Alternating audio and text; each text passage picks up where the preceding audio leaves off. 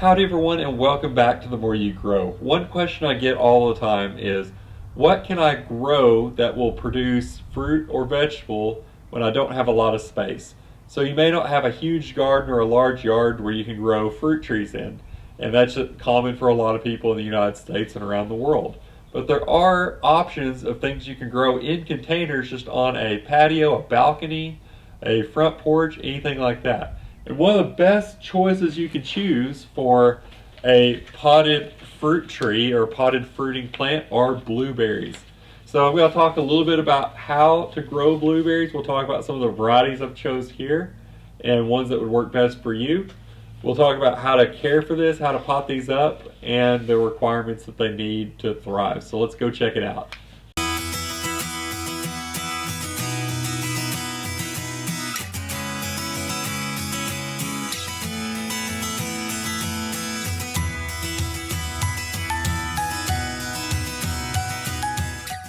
There are 5 major varieties of blueberries out there, and depending on where you live in the United States or in the world, you want to choose one of those varieties. So the best for the northern states in the northeast are going to be your northern high bush and low bush blueberries. So I would choose the northern high bush just because they are the most cultivated varieties. Most of the ones you find in the stores are northern high bush. They are not hardy to the warmer temperatures, so that's not a good option for me where I live. So for the southern states, there are things like the southern high bush, the rabbit eye, and there are half high blueberries. So the most common you're going to see in nurseries and stores are going to be rabbit eye blueberries. They have a little bit thicker skin. They're very sweet, they're delicious to grow, they're very easy to grow in the southern states because they handle the hot, long summers that we have, unlike most of the other blueberry varieties. So if you live in the southern United States, I would go for the rabbit eye blueberries. As far as varieties I've selected here, I have 2 rabbit eye blueberries right now. This is Brightwell. These are going to be large, delicious berries. They're very sweet. Add them right on top of a dessert. It's a wonderful selection. The second variety that I have here that is just now breaking dormancy is the powder blue blueberry. They get that name because the really bright kind of powdery blue color that the berries get when they ripen up in the late season. But I chose these as well because these 2 varieties are good pollinators for each other. Your rabbit eye blueberries have to have a pollinator. They are not self-fruitful or self-fertile. You have to have 2 varieties for them to be able to pollinate. So if you're going to get one rabbit eye blueberry, you got to get another pollinator variety. You can't get one of the same variety. You have to get a different variety. So I've got powder blue and Brightwell. So for these 2, another one that would work really well, that's another popular variety in nurseries, is Tiff Blue. Any of those will be pollinators for each other and a very hardy plant to grow. So let's talk a little bit about how to care for these, the requirements that they need. And so we're going to pot up this powder blue blueberry into another container and talk about what I'm going to choose to plant that in and why I'm choosing that. One of the things I love about blueberries is that even if you don't have all the space to grow like apple trees or pear trees, but if you want to grow fruit trees, it's still a possibility to grow some blueberries. They grow very, very well in containers, and I actually prefer to grow them in containers because they do have a few special requirements. It's easier to achieve if you have control over the soil, things like that, in a container. So just first of all, what we're going to do is we're going to put these into a little bit larger container. The larger container you give it, the bigger this plant will get. It can get up to 6 to 10 feet tall. If planted in the ground, it will probably not get that big in a container unless it's a very, very large container, one you wouldn't be able to move.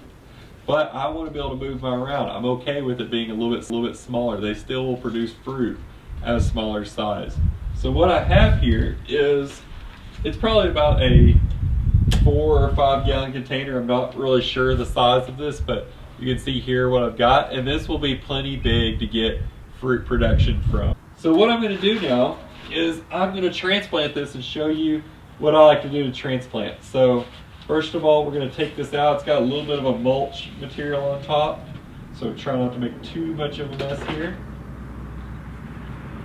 So we got this, and you'll look here and see that this is not super root bound, but you want to kind of tease these roots out just a little bit. Try to loosen up these roots around here by giving it a little scruff here. I give it a little scruff like I'm gonna give a dog a scruff. Just scruff that soil just a little bit, loosen it up. It's pretty loose as it is. And we're just gonna take this here and put it down into our pot. So you want to make sure that it's going to come up to the right height into the container. You want to have it about 2 or 3 inches below the rim of your container, so that way when you water it doesn't run over. And then all I'm going to do is cover around the edges with more of this peat moss. I might top dress with some composted pine bark later if I can find some. And then I'm going to top it up and talk about the care after that. As far as soil goes, as far as potting this up into a new pot, you have to be particular about what kind of potting soil you use as far as conditions that these blueberries need. They have to have a very acidic soil for plants. They like a pH between 5 and possibly 6, but they really prefer it in the mid-5 range on the pH scale. And a good way that you can provide that is planting this up into peat moss. And if you have some composted pine bark, that'll also add some acidity to that. And what I like to do, if I can find some here soon, is to top dress or mulch this down with some pine needles, and that'll also provide some acidity as it waters through. So when you get this, you just got to make sure you get an acidic soil or acidic potting mix. Or if you're going to plant that in the ground, you got to make sure to test your soil to make sure you have the right pH range. If not, you might have to do some soil acidification, or again, the easiest way to do this is just plant them in containers, and then you've really got the best conditions that you need as far as getting everything just right. You can kind of have control over it that way. So with that in mind, we need to talk about water that we use. If we need acidic soil, we got to make sure we're not watering with high pH water, something like well water, which is commonly up in the 8s and the 9s range, which is high pH, and we need a low pH of in the 5s. So if you water with high pH water, it will dilute away the acidity that you have, and it'll make it where you have to deal with that kind of problem there, where these can't get the nutrients that they need. So what I recommend if you have high pH water is to water with rainwater anytime you can. It's almost like nature has a way of providing what these plants need. It's really the best water to use for any of your plants. So if you can collect rainwater, use a rainwater collection system. There's a few different ones. I'm going to talk about one here soon once I get my gutter system. Talk about how I'm going to set up something for that. But if you can water with rainwater, these blueberries will love it. If you don't have that option, you can do things like water with spring water. Just buy spring water where you can, or distilled water. Or you can potentially take your water at home and acidify it. In our hydroponic system at the school, we like to bring the pH down of our hydroponics a little bit to the right range, in the 5s and mid-6 range. And we do that by using crystallized lemon juice, the kind like you would put into like your tea, things like that, but just a crystallized form of lemon juice. And you can get that at a lot of your grocery stores, things like that. So you can just add in your crystallized lemon juice and bring that pH down to a level that would work best. And I like to do that. There's other methods you can use. You can use a soil acidifiers, which are out there in garden centers, so you can use that periodically. But I like to do that with the lemon juice because it's an all-natural way to bring that pH down to the acid range that these blueberries crave.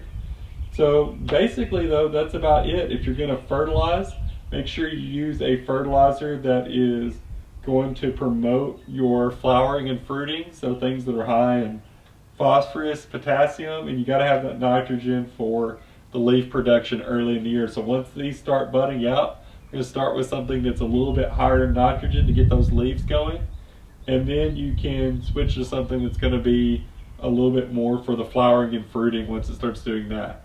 So I could talk a little bit more about the fertilizers and stuff we use. If you have any questions on that, you can leave it down in the comments. But I will say what I like to use for a high nitrogen fertilizer is things like fish emulsion. I like to use as natural fertilizers as I can.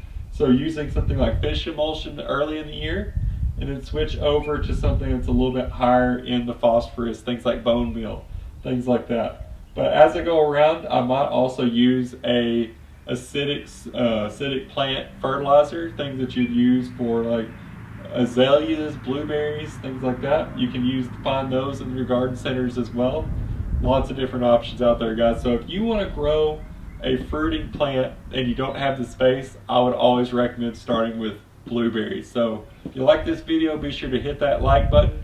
If you have any more questions about growing blueberries in containers, leave it down in the comments. I'll be sure to answer those questions where I can. And if you haven't done so yet, be sure to subscribe to us over on Instagram. Check us out on Facebook. We have lots of things going on there. And until next time, I hope you'll join me right here on The More You Grow.